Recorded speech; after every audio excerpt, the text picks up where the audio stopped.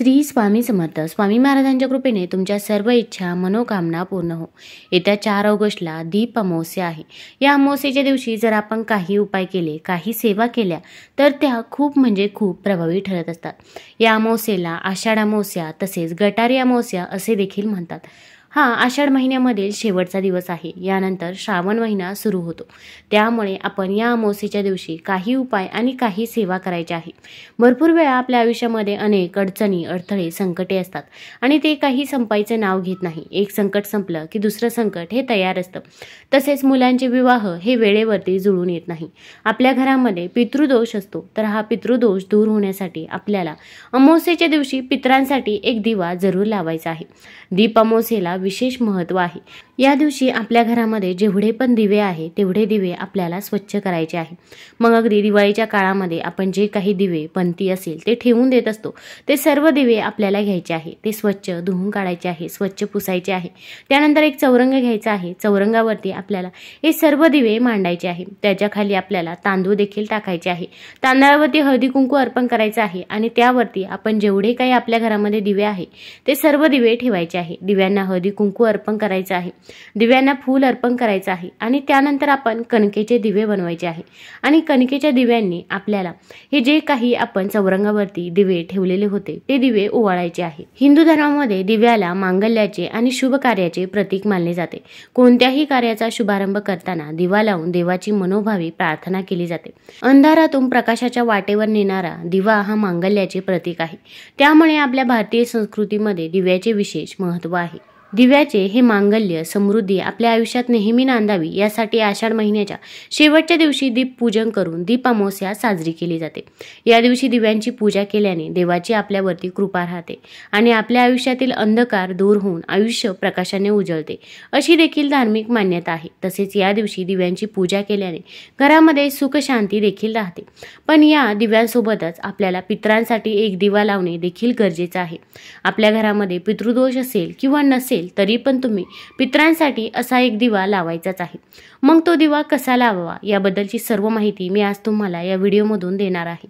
तत्पूर्वी तुम्ही चॅनलवरती नवीन असाल तर चॅनल लाईक करा आणि सबस्क्राईब देखील करा. कमेंटमध्ये श्री स्वामी समर्थ किंवा हर हर महादेव लिहायला विसरू नका.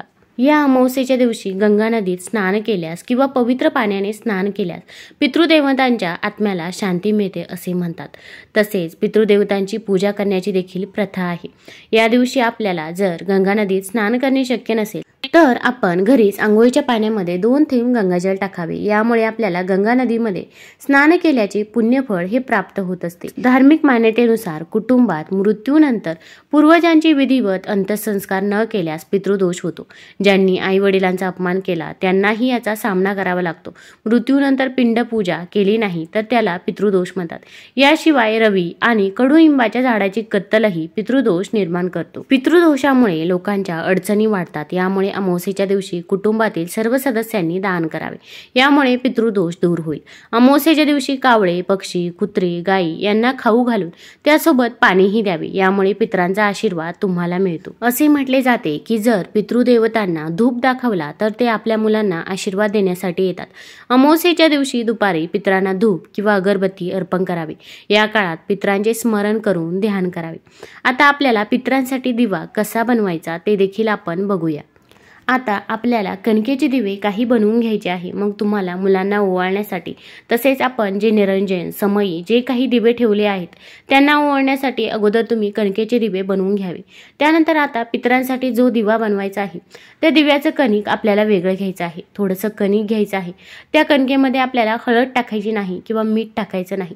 तसंच कणिक आपल्याला मळून घ्यायचं आहे. आता हे कणिक मळल्यानंतर आपल्याला याचा एकमुखी दिवाच बनवायचा आहे.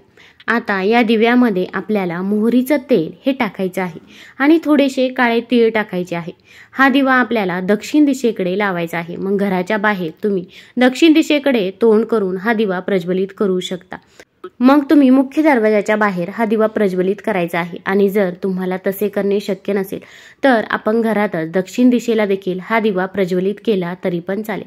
पण एक गोष्ट लक्षात घ्यायची आहे, जेव्हा आपण दिवा प्रज्वलित करत असतो तेव्हा त्या दिव्याखाली देखील आपल्याला एक ताट किंवा प्लेट किंवा तुम्ही अगदी एखादी छोटीशी पतरवाळी किंवा झाडाचं पान ठेवलं तरी पण चालेल। तो दिवा आपल्याला तसाच जमिनीवरती ठेवायचा नाही। त्या पतरवाळीवरती थोडेसे तांदूळ घ्यायचे आहे। तांदूळ हे अखंड असावे, कुठेही तुटलेले फुटलेले नसावे। त्या तांदळावरती हळदी कुंकू अर्पण करायचं आहे। त्यानंतर कणकेचा दिवा ठेवायचा आहे। दिव्याला देखील हळदी कुंकू अर्पण करावं। दिव्यामध्ये मोहरीचं तेल आणि थोडेसे काळे तीळ टाकायचे आहे। अशा प्रकारे आपण दिवा प्रज्वलित करायचा आहे। आपण आपल्या पितरांचे स्मरण करायचे आहे। मग जर तुम्हाला तुमच्या पूर्वजांचे नावे माहीत असतील तर तुम्ही त्यांची नावे देखील घेऊ शकता किंवा तुम्ही ओम पितृदेवताय नमः, ओम पितृदेवताय नमः या मंत्राचा 21 वेळा जप करायचा आहे। त्यानंतर आपण आपल्या पूर्वजांकडे प्रार्थना करायची आहे की माझ्या घरामध्ये ज्या काही अडचणी, अडथळे, समस्या चालू आहे ते दूर होऊ दे। माझ्याकडून इथून पुढे जशी होईल तशी मी तुमची सेवा करेल। घरातील लहान मोठ्यांकडून जर काही चूक झाली असेल तर त्यांना माफी द्यावी असे देखील आपण पूर्वजांना म्हणायचे आहे। त्यानंतर तुमचा आशीर्वाद सदैव असू द्या असे देखील आपण म्हणावे। यामुळे पूर्वजांचा आशीर्वाद हा आपल्याला मिळत असतो। तसेच हा एक दिवा दक्षिण दिशेकडे प्रज्वलित करायचा आहे। त्यानंतर दुसरा दिवा देखील आपण प्रज्वलित करायचा आहे। तो देखील पितरांसाठीच प्रज्वलित करावा। तर आपण कणकेचा दिवा घ्यायचा आहे। या दिव्यामध्ये मोहरीचं तेल आणि काळे तीळ टाकायचे आहे आणि हा दिवा आपल्याला आपण जिथे पण पाणी भरून ठेवत असतो, मग पाण्याचा हंडा असेल किंवा माठ असेल तिथे पूर्वजांचा वास असतो असे म्हणतात, त्या ठिकाणी आपण हा दिवा प्रज्वलित करावा। त्या दिव्याला देखील हळदी कुंकू अर्पण करायचे आहे, मनोभावे दर्शन करायचे आहे।